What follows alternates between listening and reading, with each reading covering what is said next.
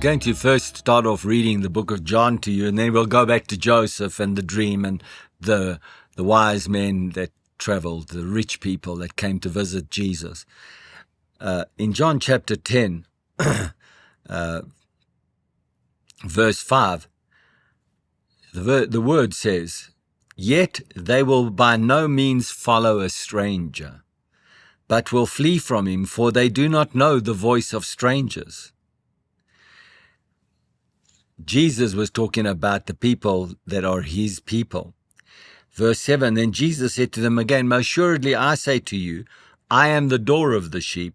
All who ever came before me are thieves and robbers, but the sheep did not hear them. I am the door. If anyone enters by me, he will be saved and will go in and out and find pasture." This is the thing. If you're following Jesus, stranger's voice will sound strange to you. And so this is a real comforting thing, that if you're following the voice of Jesus, my sheep know my voice, and they will know my voice, and they will follow my voice of the Good Shepherd. Now, in the case of Joseph, this was such a momentous thing. How does a woman fall pregnant without a man? So the angel of the Lord had to appear to him in a dream to give him direction in his life. The rich men follow as stars. They follow the constellation to find Jesus.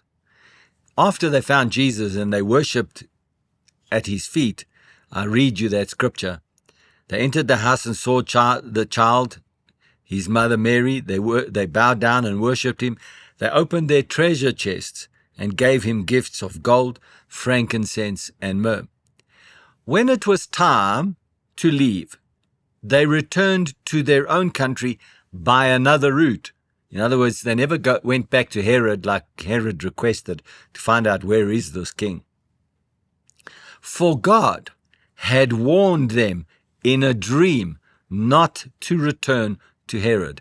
Now here's a dream, that these people that are the instruments of God, they're being used by God to bring wealth and honor and worship to Jesus. These men that are instruments in the hand of God, coming from afar off to come and worship, coming from a distant nation to come and worship and bring wealth to Jesus. Once they were obedient to God, he appears to them in a dream to protect them, to guide them, to lead them, and to get them back to their destination safely, their assignment having been completed. So here we see Joseph has a dream. These rich men have a dream. In every case, they have to be obedient to act on the dream. It's not necessarily their preferred outcome. It's not necessarily a situation that they created. But in every situation, God is in it. And so when we talk about dreams, and we talk about visions, and we talk about what is God giving us for our future, we need to bear in mind, that the primary thing is to be following the voice of Jesus and not the voice of a stranger.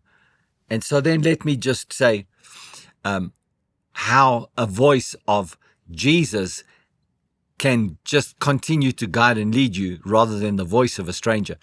In the rich man's case, Herod, being a king, big reputation, big power, big status, royalty. I mean, he was the main man. None of that had any credibility with the rich men. It was God who had the credibility. And so a stranger's voice may seem very credible, very powerful, very full of, well, how can you go against such a grand voice? But every powerful voice, every authoritative voice, every big voice, every status voice, every credible voice is not necessarily a voice to follow. It can be a stranger's voice that will just get you into trouble. When we come back, we'll talk about it, because verse 13 says, "After the wise men were gone, an angel of the Lord appeared to Joseph in a dream, and he gave him an instruction." Again, second one. And we'll talk about that in the next session. Thank you for joining me.